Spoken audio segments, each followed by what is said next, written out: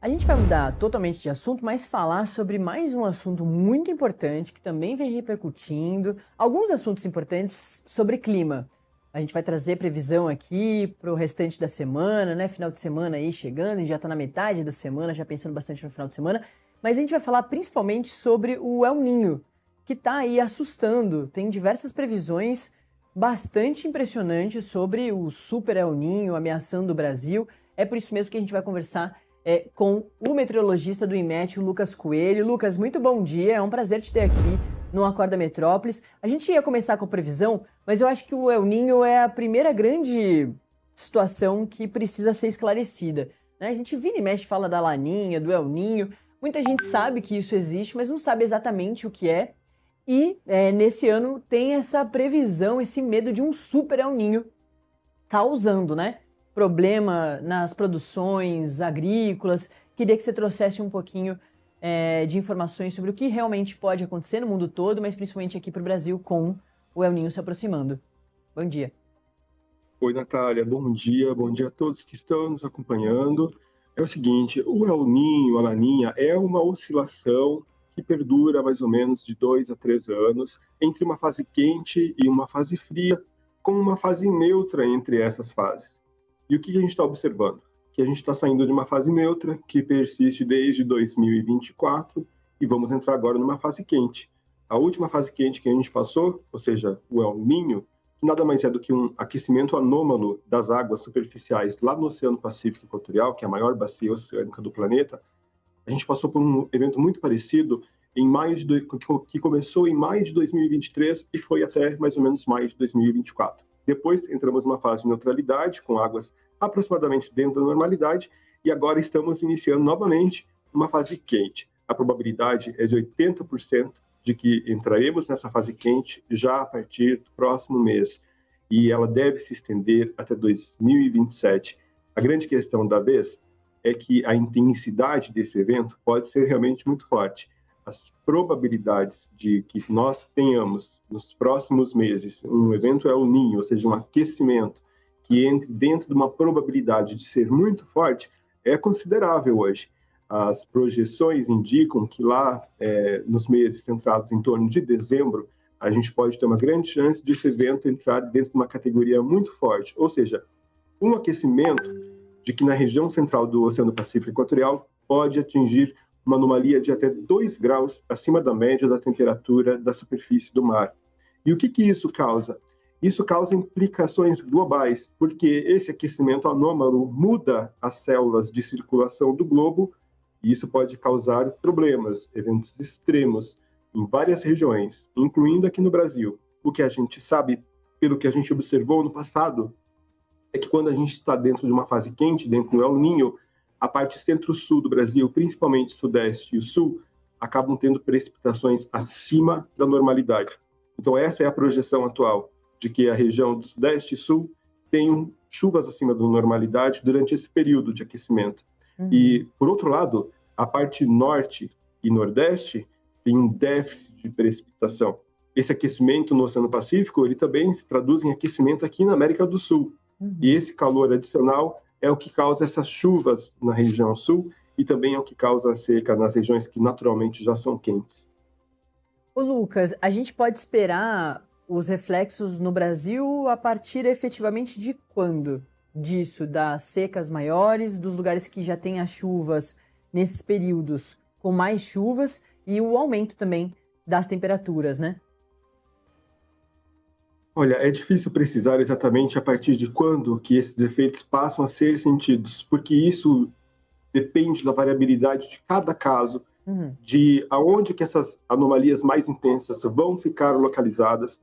Vale lembrar que a gente está trabalhando com cenários de modelos numéricos e que existem incertezas dentro desses cenários.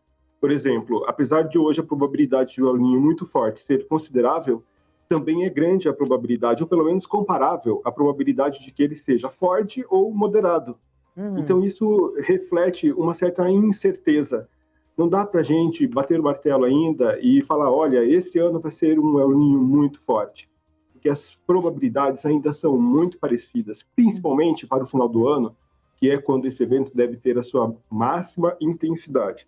Lembrando que é normal que o El Niño tenha sua máxima intensidade lá por volta de dezembro. Por isso mesmo que ele recebe esse nome, entendeu? Mas a intensidade atual desse evento ainda está em aberto. No entanto, as novas projeções que saem semanalmente, elas têm mantido essa tendência de que pode ser realmente um evento muito forte, ou um evento forte, ou mesmo moderado.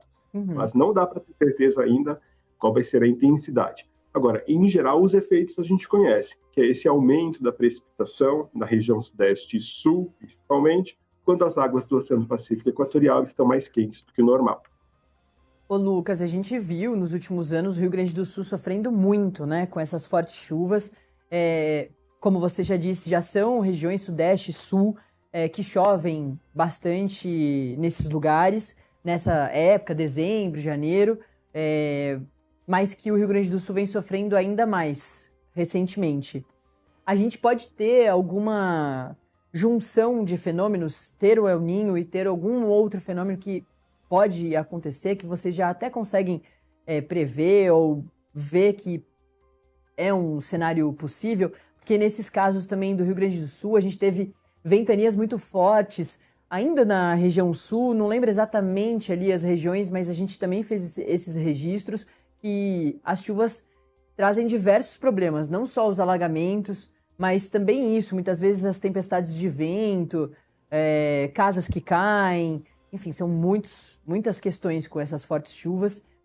E muitas vezes também a gente discute sobre o quanto os governos não estão muito preparados para fazer a situação preventiva e sim acontece a tragédia e vão tentar resolver essa situação. Mas como você está pontuando aí, dá para enxergar alguns fenômenos ou pelo menos se preparar para a possibilidade deles, né? A gente está falando de extremos, né? Um El Niño muito forte é uma anomalia extrema e com certeza isso tem um impacto nos sistemas meteorológicos que produzem as condições de tempo. Então, se você tem um calor adicional partindo do oceano em direção à atmosfera, você tem uma atmosfera mais energética. Então, você pode esperar uma condição mais favorável, não estou dizendo que vai acontecer, mas mais favorável para eventos extremos de chuva acontecerem, principalmente a partir da primavera, que é a parte que a gente está se aproximando aí do possível máximo aquecimento lá no verão. Então, as primaveras, elas realmente tendem a ter condições de tempo severo, principalmente no sul, porque já é uma região, naturalmente, de encontro de massas de ar. As frentes frias passam pela região sul. Mesmo em El Niño ou Laninha, elas continuam passando, mas elas vão encontrar um ambiente mais aquecido. E aí vai depender muito da variabilidade de cada caso. No Rio Grande do Sul, chamou muita atenção o evento de 2023, 2024, foi exatamente na época que a gente estava nessa fase quente de El Niño. Então, os governos eles têm que ficar de olho no que aconteceu no passado e também ficar acompanhando as atualizações sobre esses eventos para que possam, pelo menos, ter uma noção de que existe uma possibilidade, né, de que a gente passe por um evento de El Niño intenso e isso pode agravar a questão dos eventos extremos nessas regiões que, naturalmente, já são regiões que apresentam essa variabilidade nas condições do tempo e esses eventos extremos, né? São regiões conhecidas, mas que a situação acaba sendo agravada por esse aquecimento adicional que a atmosfera vai receber a partir do oceano mais aquecido. Ô Lucas, a última perguntinha sobre El Niño e aí depois a gente fala sobre as certezas das previsões para os próximos dias, que estão mais aqui coladinhos, dá para a gente acertar mais. Mas Sim. Por que você acha que as pessoas estão falando tanto do Super El Niño? Claro, né? Dá medo, a história toda de várias mudanças, de mais calor, de mais chuva, tem uma ameaça, mas é uma situação para daqui a alguns meses. Por que nesses últimos dias as pessoas começaram a falar tanto do El Niño?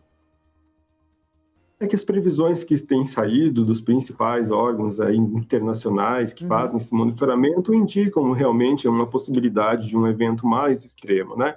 E eu acho que as pessoas elas já têm esse conhecimento a respeito do El Niño e Laninha, e isso é bom que elas passem a entender como que funcionam essas conexões entre o oceano e a atmosfera, saber que essas mudanças de grande escala, eu não estou falando uma mudança local, mas sim uma mudança planetária das condições naturais, causam implicações, e se a população conhece essas implicações, é porque ela já está, né, acompanhando, já sabe, já viu no passado. E isso tem um lado muito positivo, que é todo mundo ter consciência das coisas que estão acontecendo, ter consciência também das incertezas, das dificuldades com as previsões, porque a gente trabalha com um sistema terrestre, que é um sistema muito complexo, os modelos têm as suas limitações, têm limitações computacionais, mas existe uma certa concordância entre instituições, inclusive, de que a gente vai passar por essa fase quente, e ao que tudo indica, uma fase bem quente. Então, eu acredito que, por se tratar de um evento extremo, as pessoas elas têm procurado, né, se inteirar a respeito desse evento, o que é uma coisa muito positiva.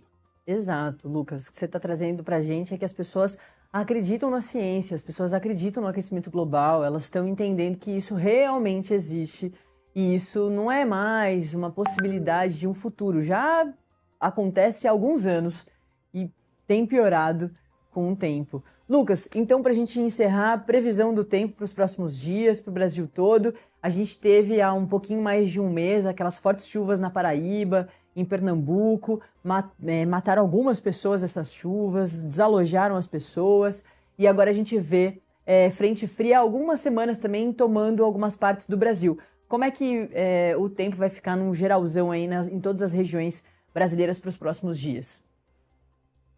E vamos lá, temos algumas regiões de destaque, por exemplo, entre São Paulo, sul de Minas e Rio de Janeiro, hoje nós temos muitas áreas de instabilidades, o Rio acabou de ter uma chuva considerável por lá, devido à passagem da frente fria, que nesse momento já se tornou uma frente estacionária e deve enfraquecer nos próximos dias.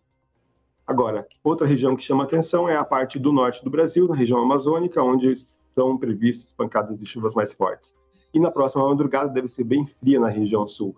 Uma nova massa de ar frio está chegando por conta da passagem de mais uma frente fria que chega ao litoral do Rio Grande do Sul entre hoje e amanhã e traz uma massa de ar frio forte e a possibilidade de geado. Então, para a próxima madrugada, entre o centro-sul do Paraná, Santa Catarina e a parte norte do Rio Grande do Sul. Eu acredito que esses são os destaques. Vale chamar atenção também para a região do Vale ali do Recôncavo Baiano e a região de Aracaju. Essa área também deve receber algumas precipitações dentro de 48 horas. Então, em destaque fica a região sudeste, principalmente a parte leste de São Paulo, Rio de Janeiro, sul de Minas para hoje e também para amanhã, com condições de chuva, Recôncavo Baiano e também a região sul do Brasil por conta da chegada da nova frente fria. Perfeito.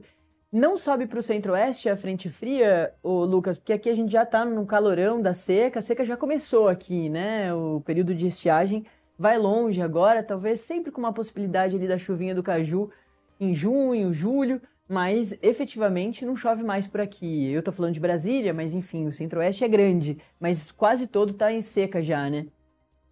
Olha, a gente tem observado que a parte oeste do centro-oeste, principalmente oeste do Mato Grosso do Sul e também a parte sul do norte, Rondônia, sul do Amazonas e Acre, tem recebido ar frio, viu? As temperaturas estão um pouco abaixo do normal por lá. Mas a parte central do Brasil, não. A parte central do Brasil continua sob influência de ventos que vêm de nordeste, trazendo ar quente, a frente fria não vai subir por enquanto, e os modelos também não estão indicando. Agora, uma chuva muito isolada e fraca nunca pode ser descartada, sempre existe a possibilidade, mas não chega a ser uma chuva relevante, pelo menos por enquanto.